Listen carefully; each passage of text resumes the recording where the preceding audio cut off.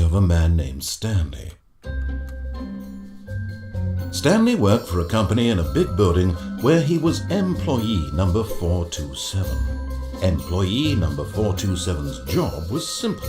He sat at his desk in room 427 and he pushed buttons on a keyboard. Orders came to him through a monitor on his desk, telling him what buttons to push, how long to push them, and in what order. This is what employee 427 did every day of every month of every year. And although others might have considered it soul-rending, Stanley relished every moment that the orders came in, as though he had been made exactly for this job. And Stanley was happy. And then one day, something very peculiar happened. Something that would forever change Stanley. Something he would never quite forget. He had been at his desk for nearly an hour when he realized that not one single order had arrived on the monitor for him to follow. No one had showed up to give him instructions, call a meeting, or even say hi. Never in all his years at the company had this happened, this complete isolation. Something was very clearly wrong. Shocked, frozen solid, Stanley found himself unable to move for the longest time. But as he came to his wits and regained his senses, he got up from his desk and stepped out of his office.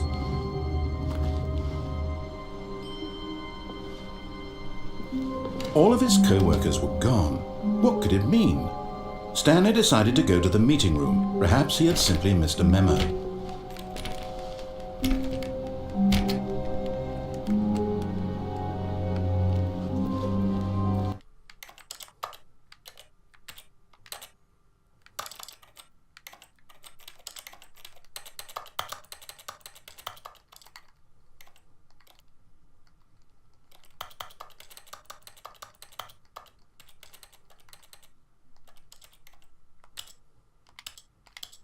There we go. I hope the sound is right now. Let's see, where am I going? To the meeting room! Gonna touch any of this? No? Door? Hello, door. What's back here? What is this? 4B3? Can I go over there? I can't zoom in to see what any of this is? No. Okay. When Stanley came to a set of two open doors, he entered the door on his left. Narrator? Mr. Narrator, do I really want to go to the door on my left? Where are you? Wait, why are these all... Those are... No. I am not going to go to that door. This was not the correct way to the meeting room, Nope. and Stanley knew it perfectly well. Yep. Perhaps he wanted to stop by the employee lounge first, just to admire it. Really? Is there really... Okay, that's there. There's no number on this door. Why? That's some kind of... I want to get to that door.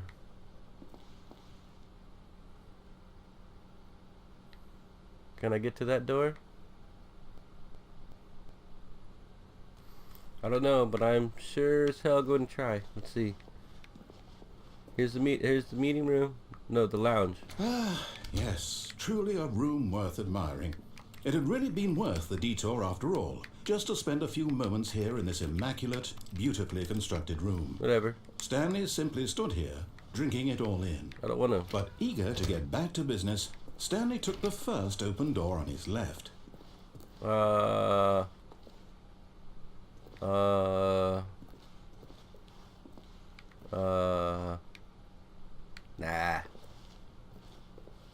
Let's go this way. Stanley was so bad at following directions, it's incredible he wasn't fired years ago. Yep.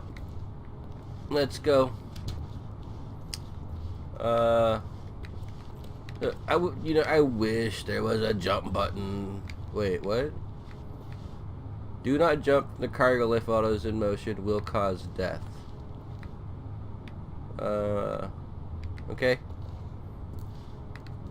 Penalty for misuse of cargo lift, 1,000. Penalty for jumping up. What? It charges you $5,000 for dying. Okay. Look, Stanley, I think I'm perhaps not gonna we've gotten jump. off on the wrong foot here. I'm not your enemy, really, I'm not. I realize that investing your trust in someone else can be difficult, but the fact is that the story has been about nothing but down there? you all this time. How do I There's get down there? Someone you've been neglecting, Stanley. Someone seems you've like forgotten about. Please, Okay. stop trying to make every decision by yourself. Okay. I'm not asking for me, I'm asking for her. For her? Who's her? This is it, Stanley. Your chance to redeem yourself. To put your work aside. Mr. To Narrator let her guy. back into your life. She's been waiting. Okay. I can't go in there, but it's so tempting to. So tempting to go in there. Come on.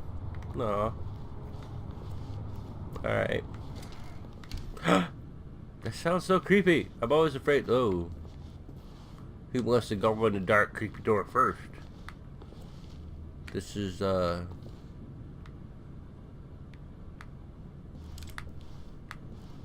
deep in the smoking area. Okay. Okay. Ooh! Oh god. Oh. That's her, Stanley. Let's answer the phone.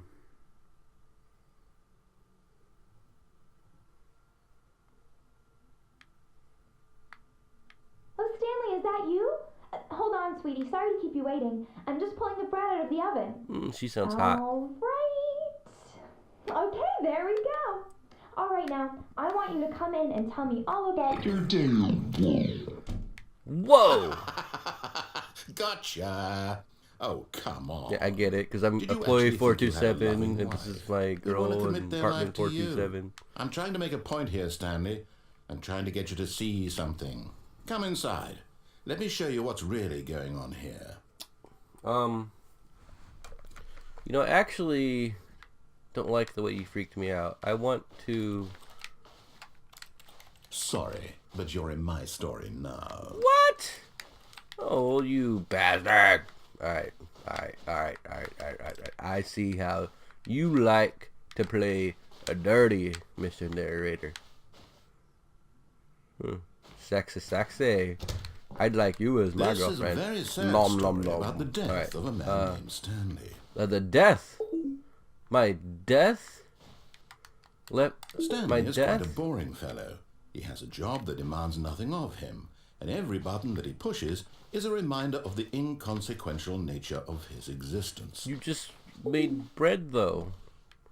I don't want to press the left trigger. Look at him there, pushing buttons, doing exactly what he's told to do. Now he's pushing a button. Now he's eating lunch. Now No, I'm not. he's There's no going lunch home. made. Now he's coming back to work. What? One might even feel sorry for him, except that he's chosen this life.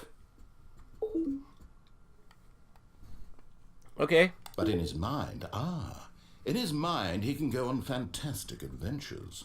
From behind his desk, Stanley dreamed of wild expeditions into the unknown, fantastic discoveries of new lands.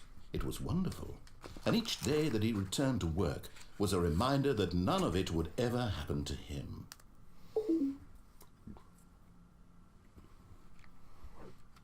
But there's no TV.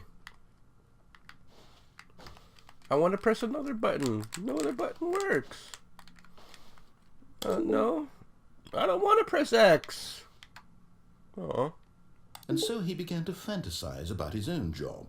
First, he imagined that one day while at work, he stepped up from his desk to realize that all of his co-workers, his boss, everyone in the building had suddenly vanished off the face of the earth.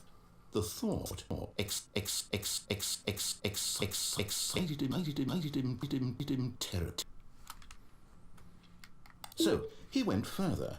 He imagined that he came to two open doors and that he could go through either. At last, choice.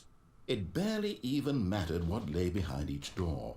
The You're mere creepy. thought that his decisions would mean something Why did was you- almost too wonderful to behold. Why is there a chair in the way? As he wandered through Whoa. this fantasy world, he began to fill it with many Oh, possible the room is paths and chained. What? destinations. Down one path lay an enormous round room with monitors and mind controls. And down another was a yellow line that weaved in many directions. And down another was a game with a baby. And he called it the Stanley Parable. Huh. Okay. It was such a wonderful fantasy, and so in his head he relived it again, and then again, and again, over and over, wishing beyond hope that it would never end, that he might always feel this free. Surely there's an answer down some new path, mustn't there be? Perhaps if he played just one more time. See, okay, press R to tell my... Okay, so I love you, life. But there is no answer. Oh, God. How could there possibly be? In reality, all he's doing is pushing the same buttons he always has. Nothing has changed. The longer he spends here, the more invested he gets, the more he forgets which life is the real one. I don't want to go to sleep. And I'm trying to tell him this. What? That in this world Something he can changes never every be time. anything but an observer. That as long as he remains here, he's slowly killing himself. But he won't listen to me. He won't stop. Here, watch this. Stanley, the next time the screen asks you to push a button, do not do it. Okay.